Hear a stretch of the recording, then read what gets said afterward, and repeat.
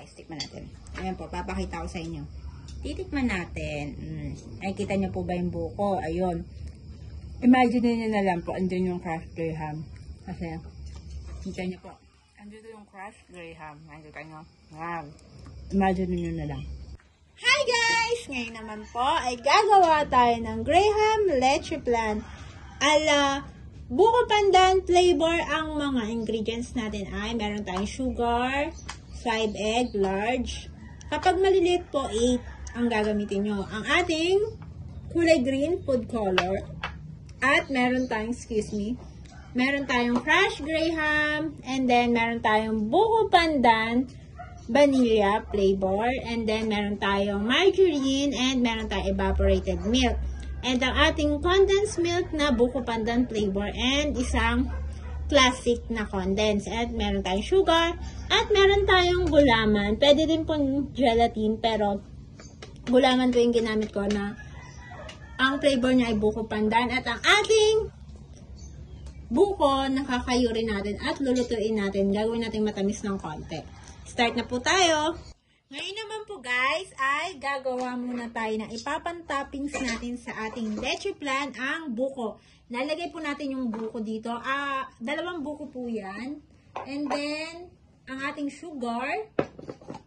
Ang sugar po, depende kung gaano karami ang ilalagay nyo po. Nasa inyo na po yun kung gusto nyo matamis. Pero dapat sakto lang. And then guys, maglalagay tayo ng water. 1 cup ng water. Ang sugar po, depende kung ilan pong gusto nyo. Dahil ipapantoppings po natin to, hindi ko po siya dinamihan ng sugar. Pero pwede nyo siyang lagyan ng 1.5 cup ng sugar. Ngayon, yan. Ganito po. Haluin muna po natin, saka natin bubuksan ng apoy. Low medium heat lang po pag niluto nyo siya. Kasi hindi naman siya kailangan lutong-luto.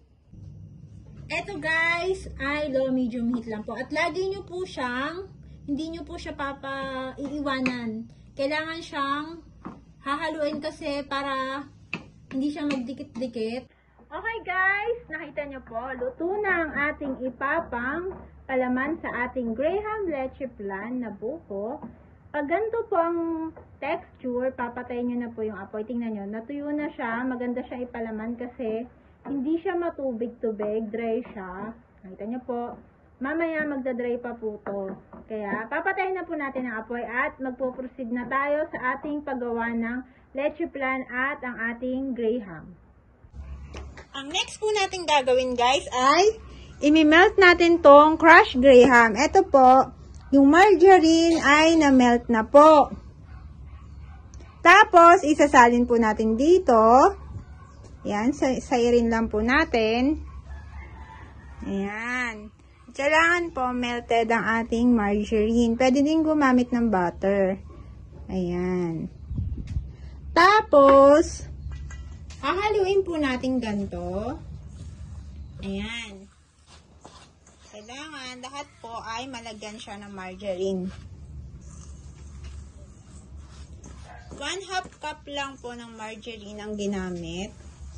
At 200 grams naman po itong crushed graham.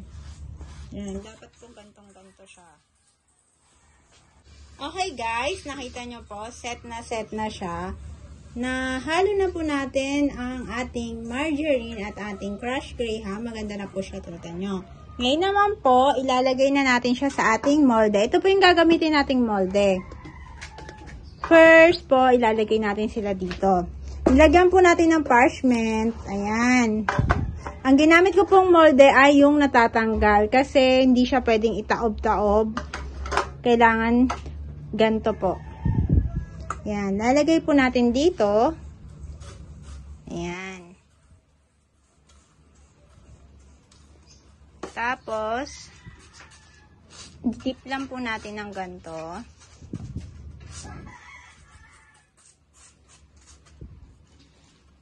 Lagay pa po natin to.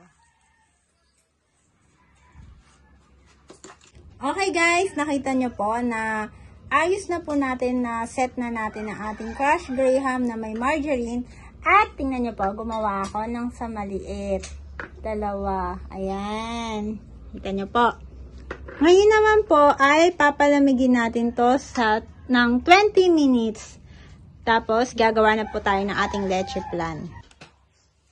Ito ang gagawin natin, guys.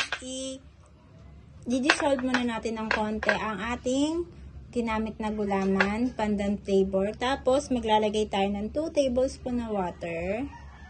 Ayan. I-dissolve lang po natin ng konti para hindi siya buo-buo mamaya. Okay na po to. I-set aside muna natin. Okay guys, ngayon naman po mag-start na tayong gumawa ng leche flan. Lalagay po natin ang 5 egg natin. Lalagay po natin ang ating evaporated milk. Nilagay po natin evaporated ay 2 can. Red milk na pandan flavor.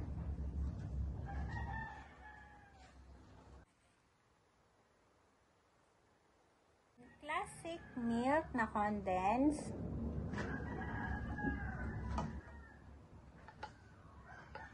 Lalagay din po tayo ng ating buko pandan na vanilla. Tablespoon.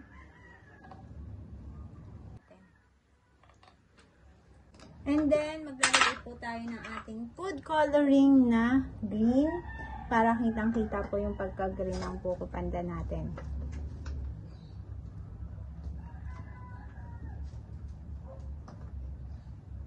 Ayan, manha po. And then, maglalagay po tayo ng ating gelatin. Lalagay na po natin. Ang gelatin natin ay buko pandan flavor din po. Okay guys, nailagay na natin lahat. Pwede nyo pala siyang lagyan ng sugar kapag sa tingin nyo hindi pa siya masyadong matamis. Optional yon. Ibibit lang po natin ganito. Konti-konti. Para yung ating mga egg yolk ay mabasag. Ganyan. Okay guys, dahil tinikman ko po siya, hindi siya masyadong matamis. Lalagyan natin siya ng 1/2 sugar white. Ayan.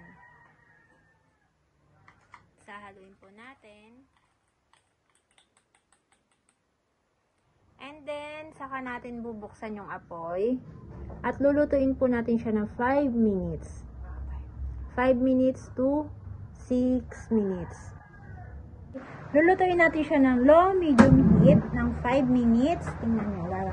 Huwag po natin siyang papabayaan na hindi hahaluin. Kailangan halu-haluin natin para hindi siya magbuo-buo sa ilalim. Okay guys, 5 minutes na siya. Papatayin na po natin ang apoy at ilalagay na natin siya sa molde. Nakikita nyo po, buo-buo na siya, bumubuo na, kaya kailangan na natin siya ilagay sa molde. Huwag natin siyang i-overcook para hindi siya para maganda ang ating texture. Pag overcook, pangit ang texture. Okay guys, bago natin siya lagyan ng ating leche flan, lalagyan muna natin to ng palaman na buko. Buko po na minatamis natin. Ayan. Spread lang po natin ganito. Ayan. Masyado malagkit po ang ating buko. Spread lang po natin. Ayan. Ayan. Ito po, itong mga maliit natin, lalagyan din po natin. Papalaman na natin ng buko. Para masarap siya.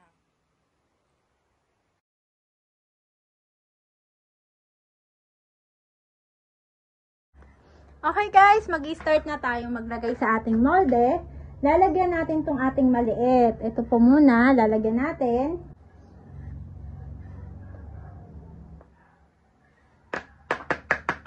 Ayan. Tapos po, ibubuhos na po natin. Ibubuhos po natin na ganito. Dahan-dahan. Ayan. Nakikita nyo po. Dahan-dahan natin silang ibubuhos. Ang bango niya guys. Okay guys. Papalamigin na natin to ng overnight or 6 hours. Depende po sa inyo. Pero excited na akong tikman. Kaya mabilis lang natin ito papalamigin. Babalikan ko po kayo kapag malamig na sila. Hi guys! Ngayon naman po, titikman na natin to. Overnight po natin itong pinalamig. Ayan, nakikita nyo. Tatanggalin na natin. Ang ginamit kong lagayan ay yung natatanggal po para madali siyang matanggal. At kasi yung ating, hindi natin siya pwedeng baliktarin dahil meron tayong graham sa ilalim, yung crush po. Ayan, taran! Ang problema ko ngayon guys, kung paano siya tatanggalin.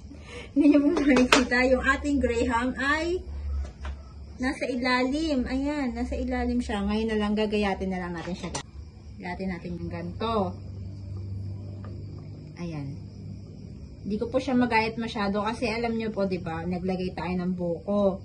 Yung buko po, ayan, ay ayan. Umaano po, umaangat. Hindi masyado magayat yung buko po, matigas yung nasa palaman po natin. Ayan, ganito na lang. Tapos, ganito po guys. Gayatin natin ganito. Kikita niyo ba guys? Sarap. Tapos, titingnan po natin. Tikman natin itong ating ginawa kahapon. Kahapon natin ito ginawa guys. Yung ating graham ay natuyo sa ilalim. Ayun po. Ay, sayang. Nahihirapan ako. Ayun guys. Ayan. Ito guys, tikman natin. Ayan po, papakita ko sa inyo. Titikman natin. Ay, kita nyo po ba yung buko? Ayun. Imagine nyo na lang po, andun yung crushed graham. Kasi, kita nyo po, andun yung crushed graham. Nakikita nyo? Wow. Imagine nyo na lang. Sarap nyo guys. Lasang-lasa yung buko. Yung buko natin. Tapos, yung flavor natin, buko pandan. At saka, malambot po yung texture ng ating gulaman. Ay, ng ating ginawang leche flan na buko pandan flavor. Well, masarap. Hapo. Sarap siya guys. Ayan. Sarap. Sarap no? Ayan, masarap na kami ginawa. Huwag po kalimutan mag-subscribe, mag-like, and mag-share. And comment na rin po kayo, suggest kayo kung ano namin, susunod namin iba-vlog. Ayan, nakita niyo po. Ito po yung ating buko na minatamis natin na rin. Ayan o, ayan. Sarap no? Thank you, thank you, thank you. See you on our next vlog. Eto guys, ito, papakita ko sa inyo yung ginawa namin sa maliit. Nakita niyo po. Kapag hindi po siya binaliktad, ito po ang magiging ilalim part natin. Ito yung crushed graham natin. Nakikita niyo po. Merong mga buko din po siya na palaman. Ganito rin po to. Kapag ito po, kung natanggal po natin siya, hindi ko kasi siya matanggal, ganito rin po kalalabasan niya. Ayan, tingnan niyo po to. Ito, yan. Ito yung part na may graham sa ilalim. Ito rin po yan.